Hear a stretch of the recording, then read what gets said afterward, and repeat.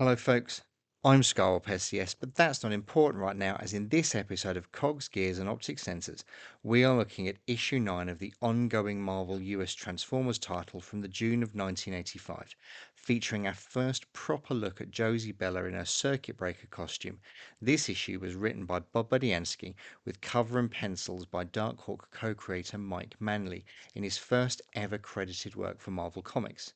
There's also some evidence to suggest that this issue is running behind, with M. Hands being credited as the inker, a pseudonym in comic book circles for many hands, indicating that everyone had to pitch in to get this book out on schedule.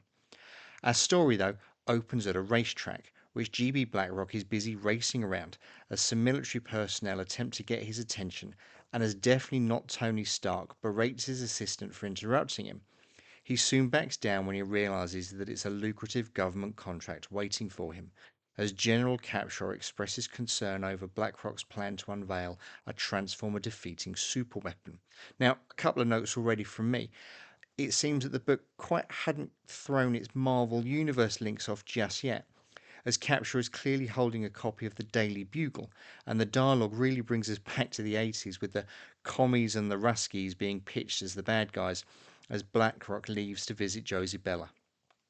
Josie is still in hospital, and as we get a quick recap of the injuries that she suffered at the hands of Shockwave in issue number 6, and shows her boss what it is she's been occupying herself while she's in traction, she pleads with him to let her continue to contribute to his cause, and a little thought balloon closes us out on how guilty he feels about what happened.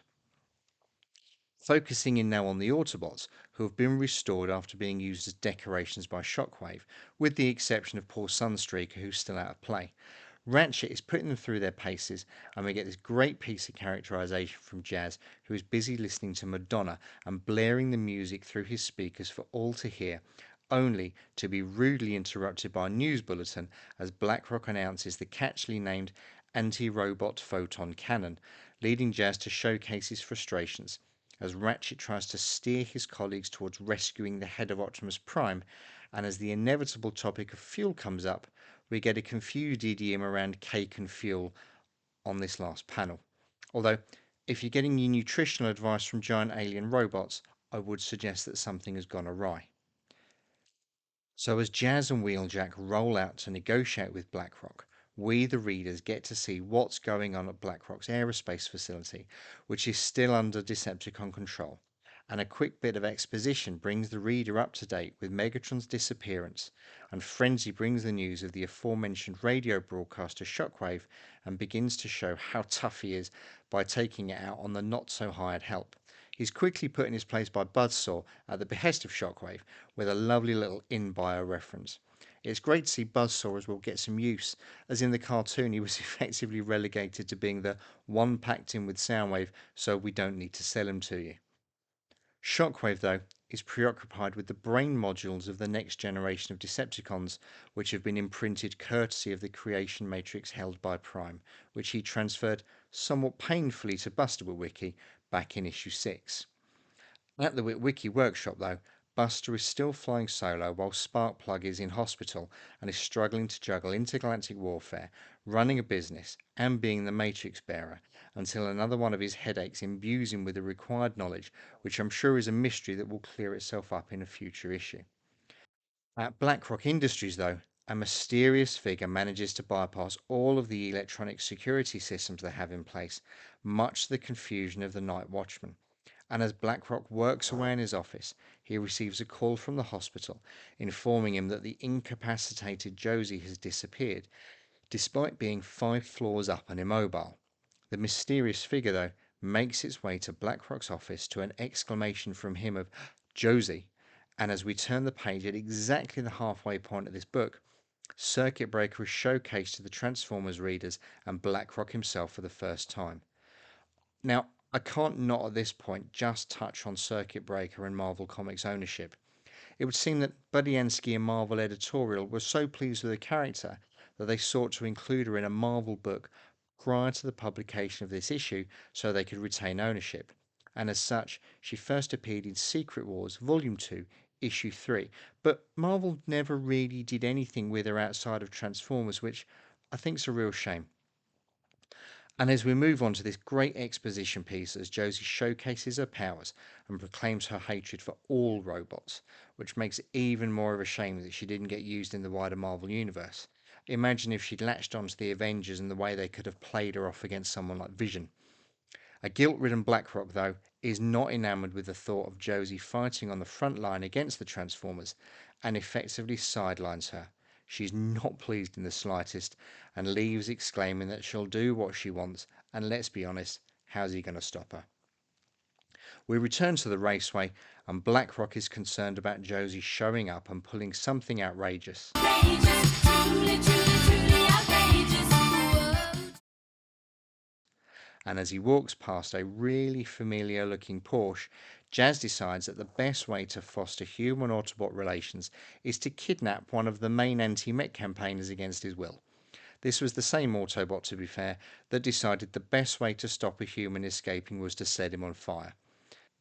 Jazz, though, goes on to describe what can only be construed as a protection racket, offering to safeguard Blackrock's facilities against the Decepticons in exchange for the fuel they need to survive. But it's the highway code that our heroes always fall foul of, and as the highway patrol attempt to stop Jazz, he races towards the road. Instead of slowing down for the corner, and with Blackrock fearing for his safety, Jazz flies off the edge of the hillside, gracefully transforming in midair, catching the human, and they strike a deal as they land. It's amazing what a bit of dress can do in a negotiation. A short time later, and we're back at the racetrack with Starscream and Frenzy hurtling towards as Jazz watches on while Blackrock reveals his anti-robotic photonic multi-cannon and try saying that 5 times fast after you've been doing shots of Dark Energon. And as Blackrock attempts to demo his latest innovation in a bid to stop the giant robots, it fizzles out into nothing, much to his embarrassment in front of the gathered media. But as we turn the page, it would appear that it's none other than Josie Bella in her circuit breaker guise, who has sabotaged her former boss's press conference in a bid to force him into a corner and use her as the secret robot defeating superweapon.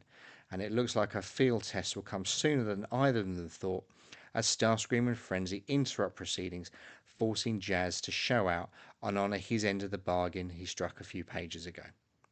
Josie, though, is in full-on all machines are evil mode. This is nuts. They're not evil. All machines are evil. And occupies Jazz just long enough for Starscream to both simultaneously name drop and literally drop his cluster bombs as Blackrock tries to talk some sense into her, but seemingly to no avail.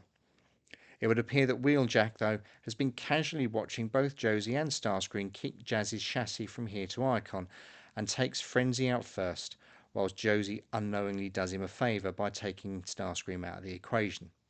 Despite seemingly having watched everything that's gone on, Wheeljack actually thanks Josie for the assist, and incensed by the insult, she returns the favour by frying him on the spot as our Decepticon antagonists make a sharp exit stage left. Blackrock tries to reason with her and persuade her that, as we all know, there are 2 distinct factions within the robots. Less than impressed, she withdraws on this occasion, but all bets are off for any future conflicts she may have with our titular robots in disguise on future occasions. And that, folks, is a quick run through of issue number 9 of Marvel's Transformers. As was often the case, the UK book got 2 covers for the story, the first being this original piece of art for UK number 33 by Watchmen colorist John Higgins, and the second reusing the original cover art from the US title. And for the trivia buffs among you, lots of fans know that G1 Shockwave's toy was used as a prop on the Aliens film. But did you know that this comic was featured in the 1988 body swap comedy Vice Versa, where it can be seen being read by Judge Reinhold as he attempts to hide it in a copy of the Wall Street Journal? So, have you read this one, folks? And why do you think Marvel was so keen to keep hold of the circuit breaker character and then ultimately not really do anything with her? Let me know in the comments. As always, if you like this video, then please leave a like and consider subscribing to the channel. It's a small click for you and a huge help for me. If you didn't like it, leave one anyway. Thanks for watching along to the end, and whatever you do, stay safe.